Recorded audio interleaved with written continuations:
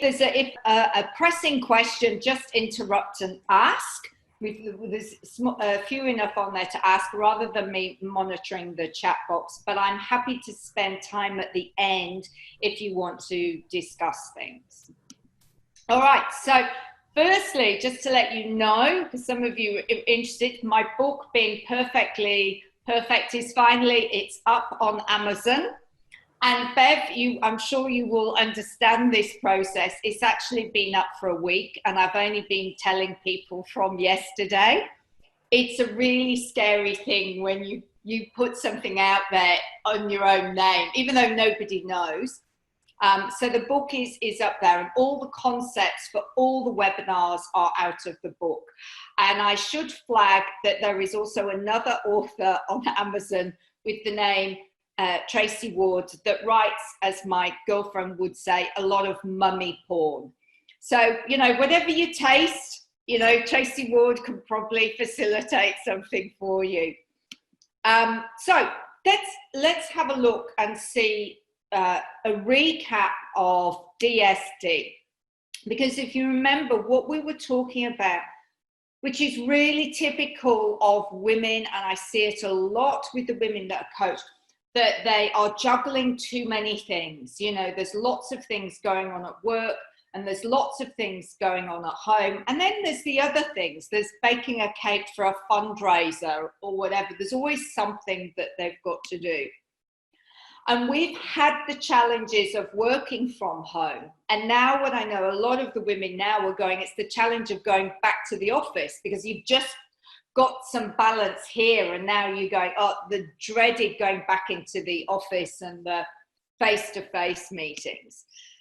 Businesses have changed, and so for a lot of women there's a real stress around the financial concerns. Some of my clients have had their business wiped out and they're starting again. Some they've just been surviving, or for many women it can just be all of the above. So what we talked about in the last webinar was the importance of women looking after themselves. So the first is, how they say on the aeroplane, you need to put your oxygen mask on first before putting the mask on of somebody else. It's really important. Self-care is so important to us thriving in this world. And it means even in a time like this, we can thrive and not be just surviving. And then I talked about the Michelle Obama quote, which is women should put themselves further up their to-do list. And I actually said women should put themselves at the top of the to-do list. And everybody that was on the webinar was doing this, okay? Everybody was going, oh yes, sounds great. Yes, excellent. And then we talked about some of the things that we should be doing to recharge those batteries. So have days with no work and technology. How outrageous is that?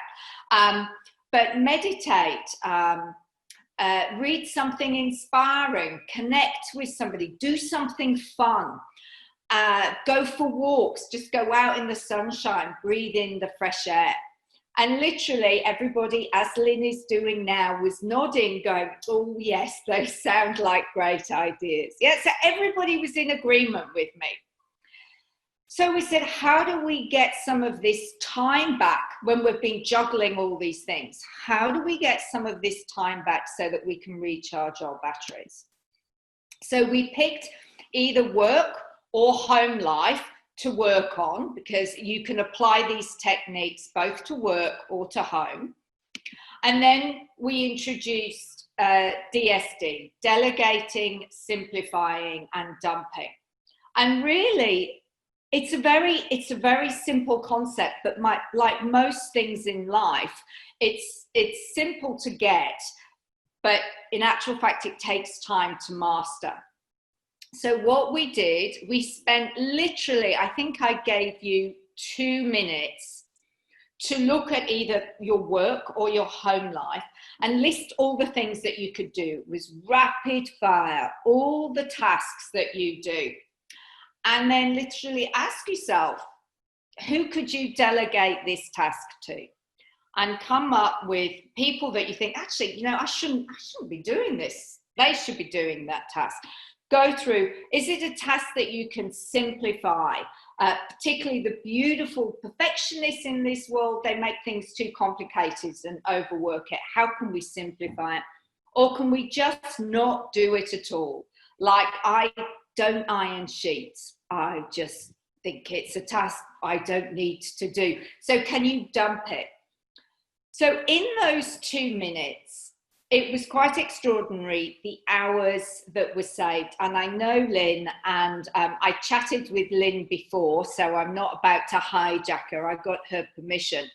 But Lynn, I know you were quite surprised, really. You realised you could save yourself, and this is just 2 minutes in the exercise, you could save yourself eight hours, yeah? So Lynn saved herself 8 hours. Now, if you all think about, if I just gave you 8 extra hours a week, first pass, just think what you could do. You could do a bucket load of, go to some exercise classes now that I think the gyms are opening. If the massage places are open, you could go and have a massage. Could go and connect up with friends, or you could have some NASA naps. I mean, that would really change your world, wouldn't it? 8 hours. And this is only the start of the process. Lynn did this exercise for just a couple of minutes. So Lynn, my question to you is, what are you doing with those 8 hours? You know, you did tell me that you were going to ask me this, and it's just incredible because I've just let them get gobbled up by other things. I can't even think what gorgeous things I've done with 8 hours, that when we did that, I had all these great ideas about what I would do. But one little thing I am doing, which I've maintained, is I'm playing the guitar probably a lot more than I ever did. So I'm playing the guitar. So that's one little thing, but I'm not doing nearly 8 hours worth of awesome things that I'd planned to do. And if you think about it, when we did that exercise, that was only, I think, you looking at work, let alone looking at home. Generally, I find when I get women to do this exercise thoroughly, it's over double what they come up with in the first place. So for you, quite realistically, if you and I would sit down and work on this exercise, we could save you 16 hours a week, which is just totally, you know, with that picture of the woman juggling the plates, to then suddenly having 16 hours free. But the thing is, what Lynn didn't know is this response is normal when we get to this stage. And so when we find that, and for any of you women that were on the webinar before, it'd be great for you to ask you, how many hours did you see that you could save? And have you treasured those? Has anybody done any sharing just in the chat box? Let me open the chat box. Has anybody actually allocated that time to themselves who was on the previous call? No, and there's silence. Okay, so we'll just close the chat box. Oh, hang on, how do I do that? So the question we need to ask ourselves is why? What's actually happening there? So the real reason why we don't do things is we know things are good for us. We all know that we should be spending some time looking after ourselves. Everybody was nodding. You consciously know it's good for you. You know healthy eating is good for you. But the thing is, we know exercise is good for us. We know getting into a good sleep pattern is good for us. We know having lots of alcohol is bad for us. We know working long hours is bad for us. But what we need to really try and understand is, why do we do things that we know we shouldn't? Like, we give people money that we know, oh, if I lend my brother more money, I know it's not going to come back. You go on a diet and you go, oh, well, look, you know, it's just one piece of cake. Or you turn up, as I see with my girlfriend. This is not my girlfriend, but she turns up to the gym when the gyms were open, but she'd do nothing. you know, and you don't lose weight at the gym if you just sit on the bike, as I tried to explain to her. So what we actually need to understand is there is a gap between knowing stuff in our conscious brain and doing. And the quicker you can eliminate that gap, the less frustration you'll have in your life, because it does causes frustration. It causes frustrations when you're going, why am I doing this? Why am I still working 60 hours a week? I can't tell you how many people I have seen who they said, I promised myself, new job, I wasn't going to work 60 hours a week. And I go, great, how many hours are you working? And they go, 60 hours. So the reason why there is this gap is to do with our beliefs and our conditioning. And that comes out as blockers that we say. So the quicker we can understand how our brain works and understand some of our faulty beliefs, then the quicker we can start doing what we actually know will be good for us. So is everybody following me so far? If I can see some nods, is everybody with the story so far? Great.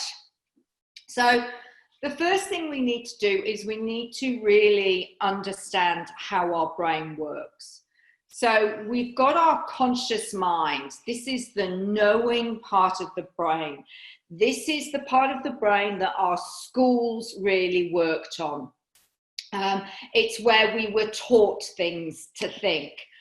And we learn through our senses. So, you know, we'd hear things, we'd see things. All you need to do, say, for example, if you touch a hot stove once, then that will actually form a belief that stoves are dangerous, and therefore that changes our behavior. So we get into a habit.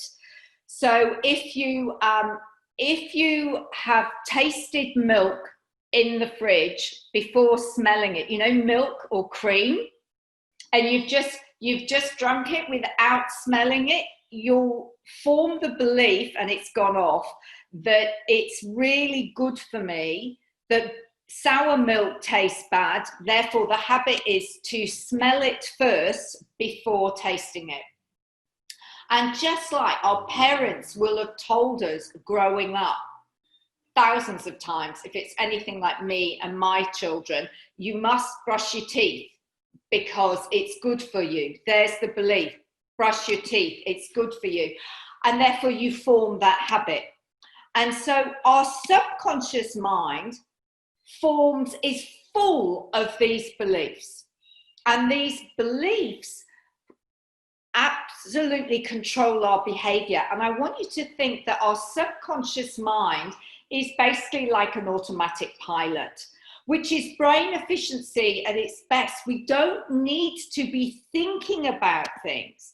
So therefore, when you get up in the morning, you don't need to go, right, what should I be doing when I go into the bathroom? No, just your belief system, your automatic pilot gets in and you start brushing your teeth, because the belief that's been hammered into you by your parents is that it's healthy for you.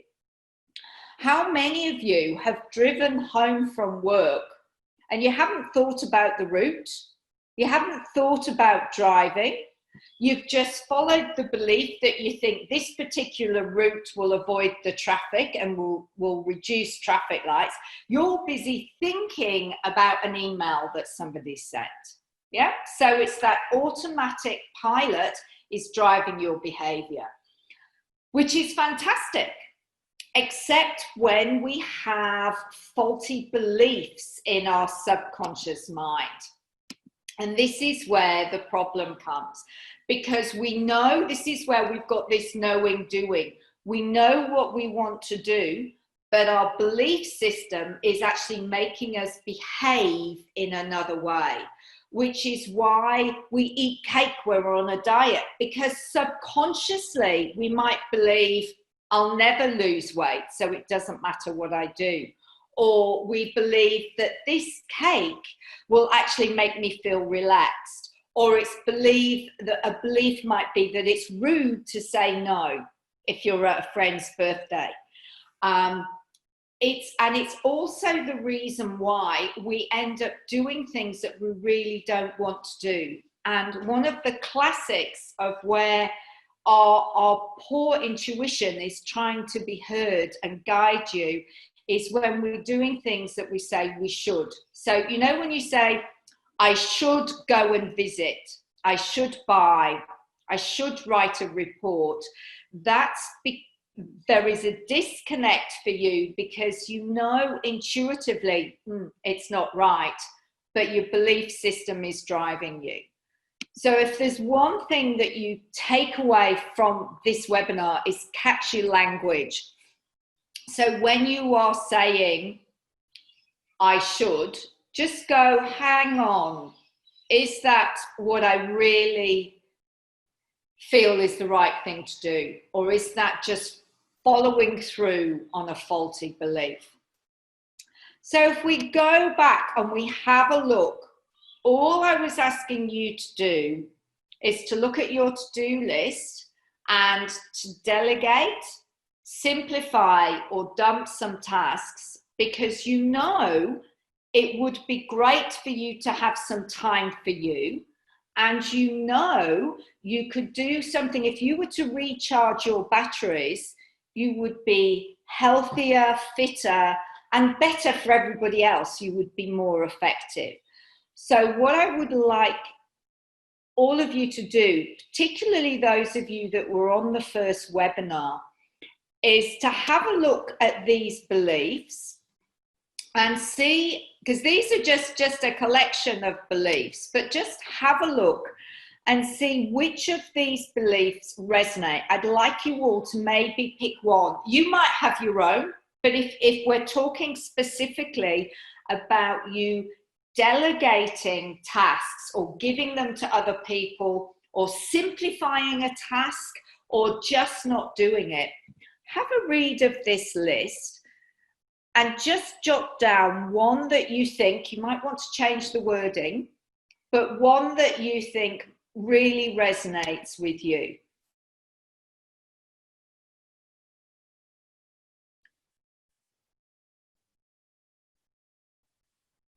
And by the way, you might have multiple, and that's totally okay.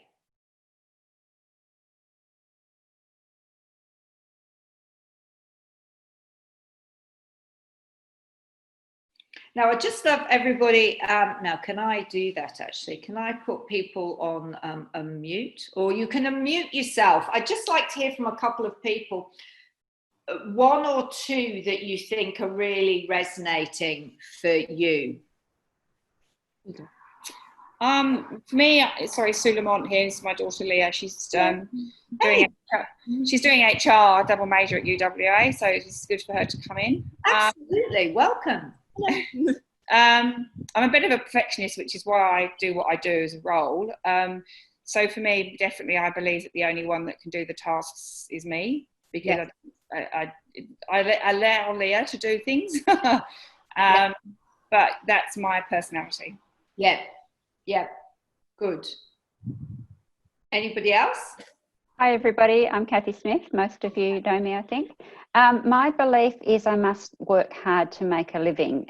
My grandmother was quite successful and she told me never to buy a lottery ticket because in our family we have to work hard to make a living and we're self-made. And that keeps cropping up. I've done a lot of work on it, but it's still...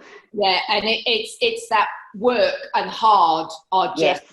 So what's fascinating, and particularly with that, is I see with clients, suddenly they've created some space and they've got beautiful balance. And there's such a disconnect with that belief that it's hard, that they take on things that they really don't need to, because they're going, no, it's not meant to be easy.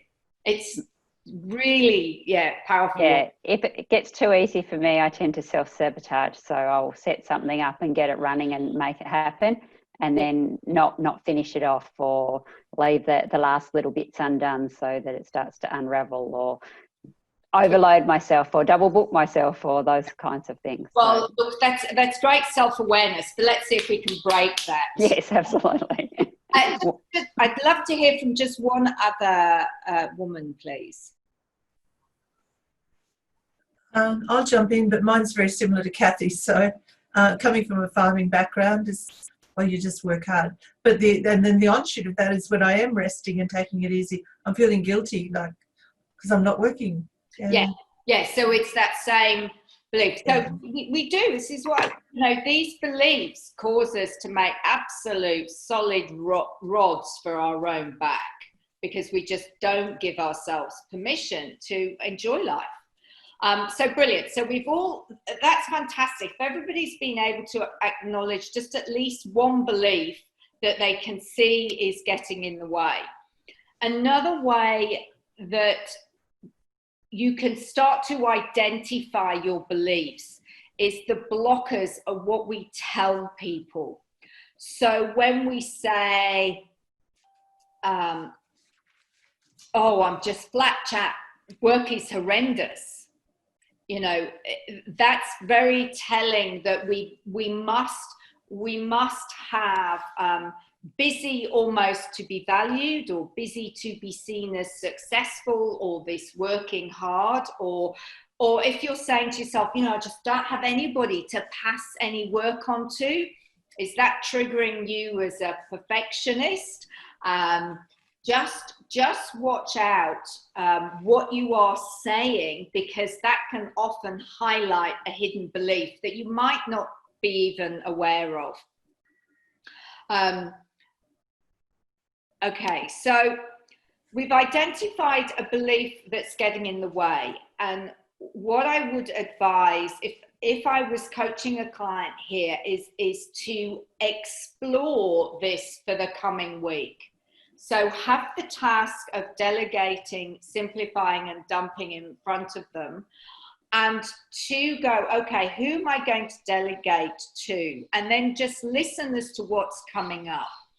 You'll notice here on the bottom of these slides, often when I put this magnifying glass with a fingerprint underneath, it's about you being really curious about you. This is about you being like a detective of you. It's non-judgmental, curious, what's getting in the way of me giving away this task? What's getting in the way of me simplifying? Interesting, I was talking to Erin before some of you joined. We were talking about baking, which my daughter would be rolling around laughing because I stay out of the kitchen. But I was talking to a client only yesterday, and she has children who are 8 and 10.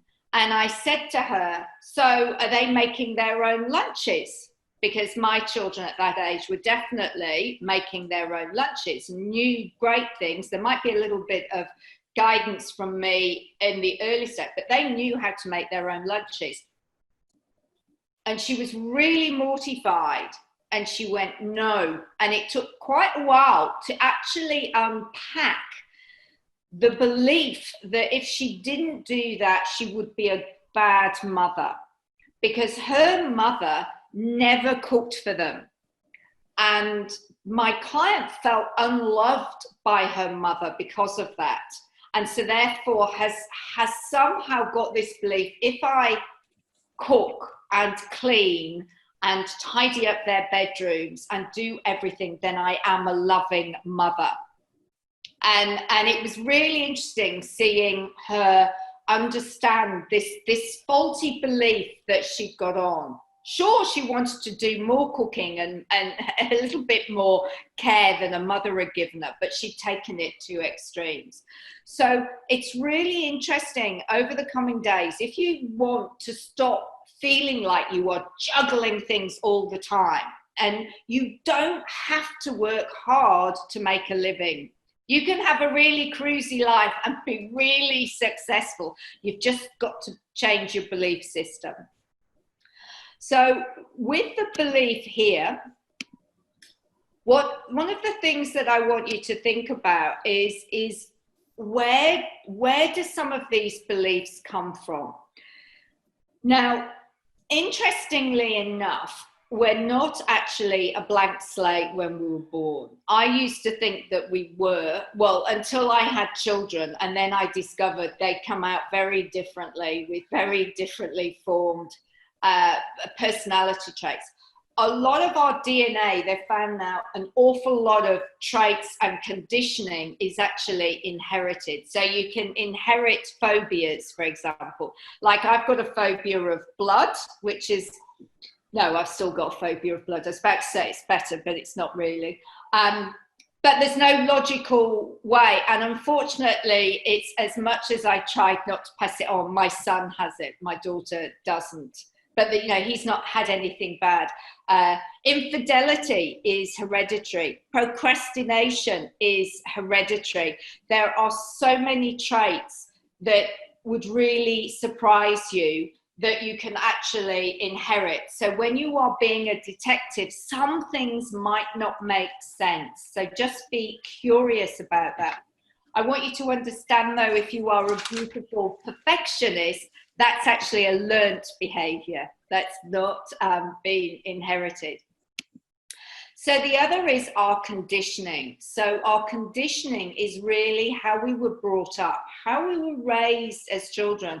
So, you know, certainly Bev, you were saying, you know, you worked on a farm.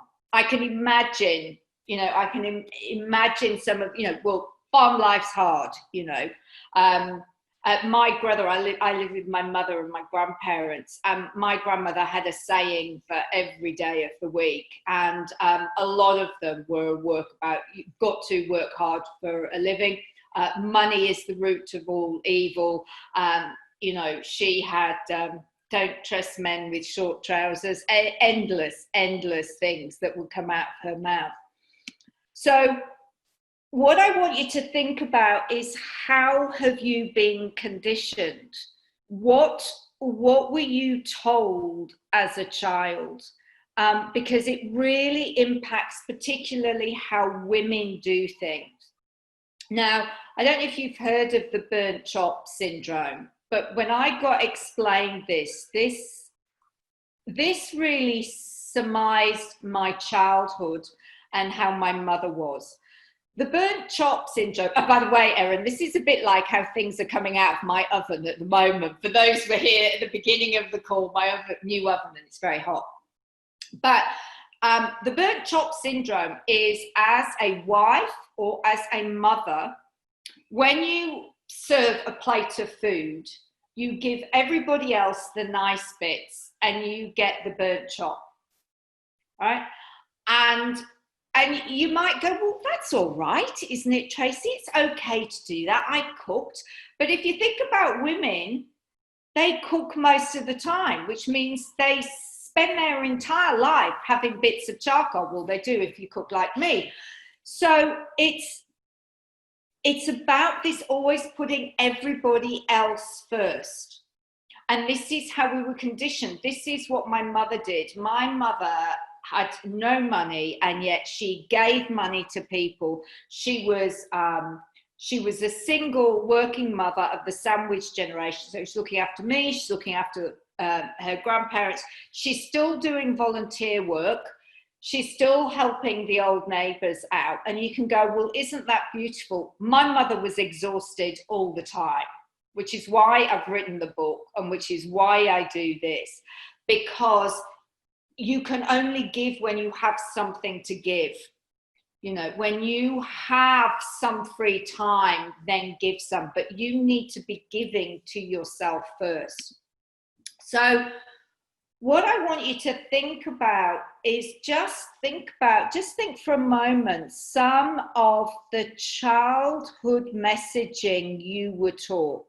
These were some of the things that I had, but I'd love to hear from a couple of other women of some of the other expressions that you can remember hearing being told as a child. And this might be by parents, it might be by the schooling system, you know, it might be by a religious institute that you went to. But I'd love to hear from a couple more women some of the things that they were told regularly growing up.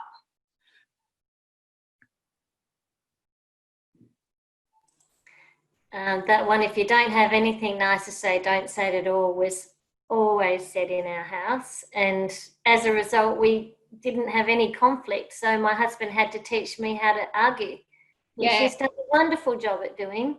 Yes. But it is interesting, isn't it? That I was told, which makes giving, performance management conversations tongue-tied. Because in actual fact, one of the kindest things you can do is show people where they're going wrong so they can fix it. But I too, yeah. What else? We had the finish everything on your plate. There are starving children in Africa. I suspect that's why I love food so much, potentially. Yes. Eat more of it than I should. Yes, so that, that forces some terrible eating habits. My ex-husband, oh my goodness, he was told that. And it was just awful, the amount he would eat, even if it was my terrible cooking. It was just awful. Someone else. Who have we not heard from?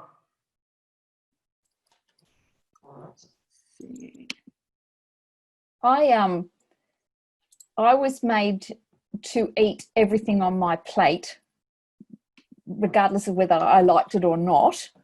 So as a consequence, I will cook 4 different versions of the one meal so that everybody gets what they like and is not forced to eat food that they don't like. Wow. And isn't it interesting? It's, this part of me goes, oh, how lovely. And then this part of me going, you have made such a big rod for your back there. Yeah. So it's fascinating. So this is where what I would love you to do as an exercise is just think about the things that you were told growing up, and just make a note, have it by the fridge and just think about it. If you've got a sibling, they might prompt you, but that will start to show you some of the conditioning. And what happens, either we follow that way or we go all the way through to the other. For the perfectionists, often growing up, you were praised to get things right and criticized for getting things wrong. Which is just, parents, this isn't bagging out parents, we all as parents do the best that we can, but that really, children then learn, to get their parents' love, then they need to get it right. And that's often where perfectionism comes from. For those of you who have children, Carol Dweck Mindset, if you haven't looked at any of her research, it's great about how you praise children. I got to it a bit late with my kids. I got to them when they were sort of like 14, 15. I wish I'd known it earlier on. But you praise for effort and persistence, which really builds resilience, and they learn it's okay to fail. Whereas in mindset, so Carol Dweck talks about 2 types of mindset, growth mindset and fixed mindset. Her book is actually, it's quite academic. So if you can get later versions, I think they've edited it down, but there are some great TED Talks and YouTube clips, which are brilliant. So we've got our beliefs that are formed by either DNA, we've inherited them, or our conditioning, or through life experience. Things will have happened during life and that will condition you. How often have you heard, I've got a girlfriend of mine and she just goes, I'm just not destined to be in a relationship. That's conditioning. That's her belief system. And her belief system is either saying that she doesn't believe that she's worthy, or she believes all men are bad, or the combination is unhealthy. But it's a belief system that means even if she goes on a date with somebody, it's not going to go well because she's going to sabotage it. So what I want you to be aware of is our conscious mind. Remember, our knowing mind. That's what feeds our subconscious mind, which is our automatic pilot. Now, our subconscious mind believes what we tell it. It doesn't have a filter. And we need to be really mindful. So this is good news. Well, it's good and it's bad news. If we are continually looking at ourselves in the mirror and our conscious mind. I have a note on my mirror at the moment going, Tracey, you look fabulous, right? And I stand there brushing my teeth, doing the automatic thing. And I'm thinking consciously, because I want to start programming my mind, Tracey, 50s, you're looking fabulous. Yep. And I am programming my subconscious mind because I want to look fabulous when I'm in my 50s. What we tend to do, because we're not aware of how we are currently programming our subconscious mind, we get up every morning and when we're brushing our teeth, we're going, oh my gosh, I look so old. And that's what you're telling your subconscious mind. So you need to be really mindful about what you think, because that's programming your automatic pilot. So have a look at your results to date. Go back, look at your work. If you want to go back and look at the delegating, simplifying and dumping task, have a look at that. So for you, Lynn, you had 8 hours that you knew you could have saved. 8 hours is a lot in a 2-minute exercise. And I can tell you, Lynn, if I were to sit down with you for an hour and we were to do work and then we were to do home life, I would say we would get up to about 20, right? So what I want you to do is maybe go back to that, explore the beliefs, and then really pick up where you are struggling. Hang on, I was just looking at this chat box because it came up and now I can't close it. Oh. Yep. So just really have a look at something that isn't working and identify the belief that you think is holding it back. So just pick one belief at a time. Like a couple of you have gone, I think I must work hard for a living. That's a great one. Do not link. I want you to start linking work and fun or work and easy. Never have work and hard in the same sentence. And the perfectionist one is a really good. A new mantra for perfectionists is good enough is good enough. But pick that belief that you feel is getting in the way for you at the moment. Then think for a moment, we're going to change that belief. Now, I don't know how many have had children, but if you think about parenting, how many times did you have to say to your child or children, brush your teeth, wash your hands, put a hat on, eat your greens, or say please and thank you? Was it once? Twice? No, it was endless, wasn't it? My son, when he was 2.5, I lived near Centennial Park in Sydney, and I wanted him to wear a hat, because it's sunny. We walked around Centennial Park, and I don't know why I chose to count this, but I put his hat on 65 times. And it was a battle of wills between me and him. I'd like to say I won, but I don't think on that day I did. I was just exhausted. Mind you, I laughed. He was just in recently, and now he doesn't take his hat off when he comes in the house. So it probably has won. But the point is to recondition and get this belief locked in, unless it's a really shocking event, like if you burn yourself, you generally don't need to put your hand twice on the stovetop to realize, the belief is this is dangerous. You do need a lot of repetition. So this is time for you to do a bit of self-parenting on you to change this belief. So we've got this one belief that's getting in the way of you being kind to yourself, really. So this is what I want you to do with this one belief, and then repeat it, rinse and repeat with as many beliefs. Identify the negative result and the accompanying belief. So what I actually want you to do is write out on a piece of paper what's happening.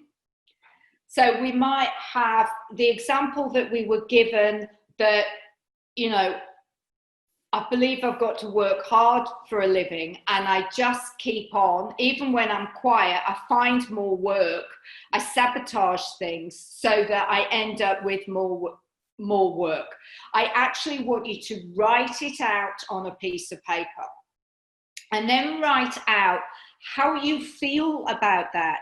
Do you feel frustrated that you keep on making work hard? Do you feel exhausted?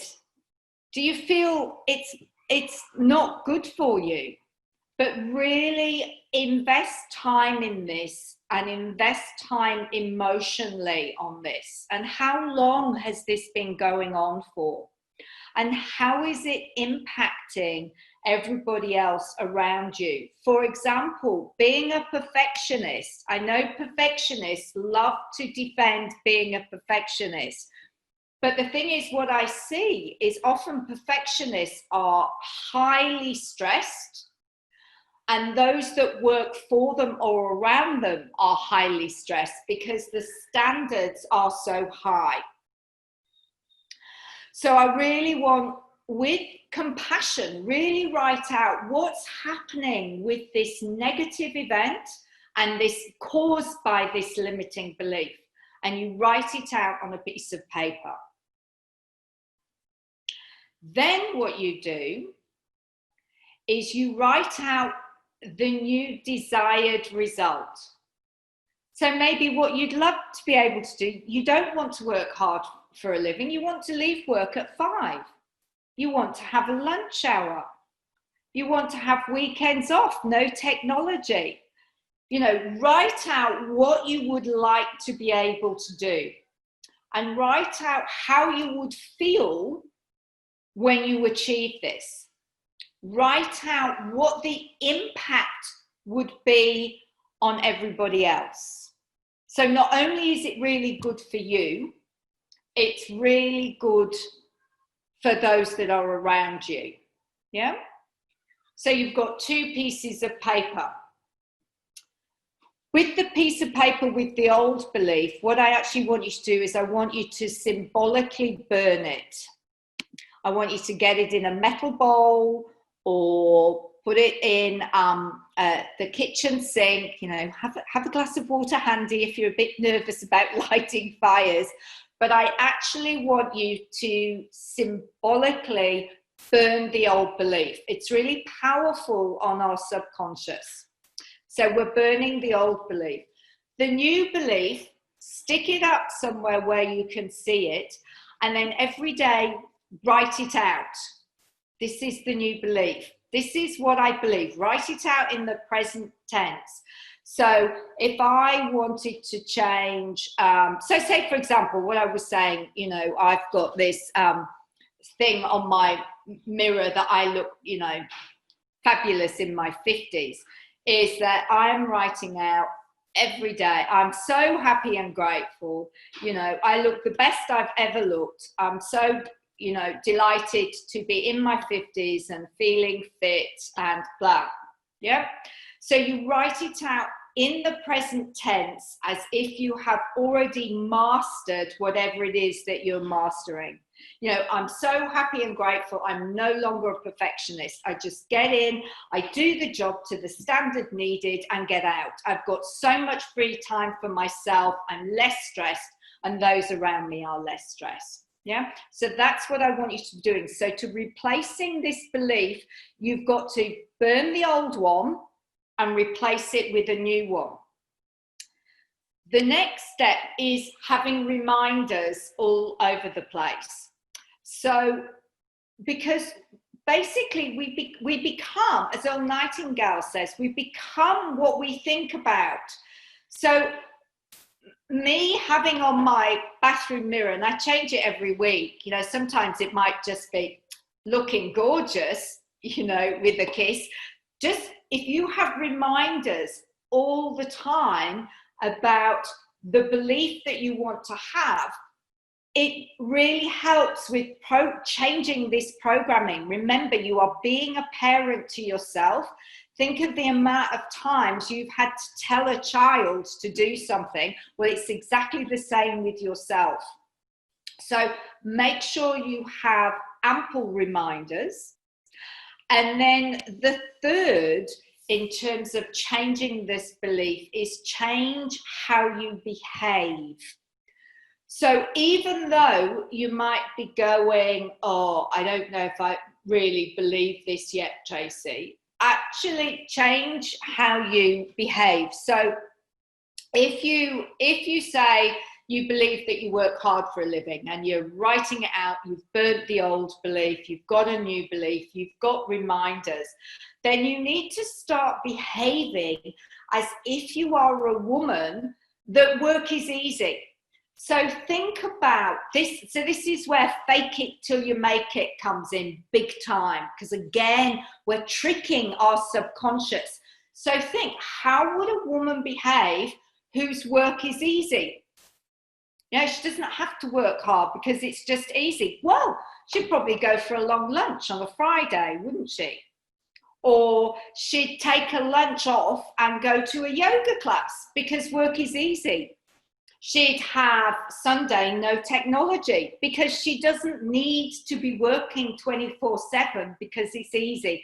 So you need to start behaving as if you already have succeeded in replacing those beliefs. Does that make sense for everybody? Brilliant. So I just want to leave you with this final quote, which is, the law of life is the law of belief. Really, your world and your reality is formed around your beliefs. So the choice is yours. Understand the areas of your life where it's not working. Look at the belief that's holding you back, and then burn that old belief, replace it with a new belief, and have lots of reminders and start behaving as if the new belief has come to fruition. And that's it for this webinar. Any questions?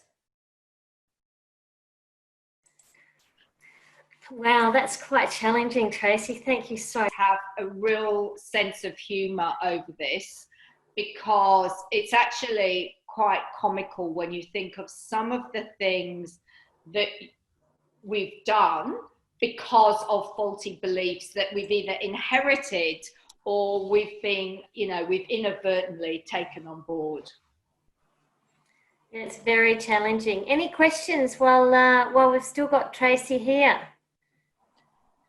There's a lot for us to go away and do some work on, for sure. I'm yeah, sure absolutely. Look, and if anybody gets stuck or is going, oh, this is a bit overwhelming, just reach out to me. Really happy to just have a session with you and just help you sort out the priorities of beliefs, because generally we come, if you haven't done any of this work before, I know one of you said you had, there's a shopping list of beliefs that actually need changing. And the best thing to do is you just take them one at a time, and then you celebrate the wins before. And then if you're hearing yourself saying, oh yes, I know this, Tracey, I've done this work before, and you're still not delegating, dumping and simplifying, then there's still a limiting belief there that you need to get rid of. Can I just make a comment? I think my husband was laid off 4 years ago, and I've just been laid off, and I couldn't stop smiling when I got laid off. My husband, however, still hasn't got he's not looked for a job. Yeah. And I think, I think it's because I know I'm more than just what I did at work. And I think a lot of men, all they are is what they do at work. They don't move out. And that's obviously one of his limiting beliefs, etc. But, I think he's struggling because I'm doing so well.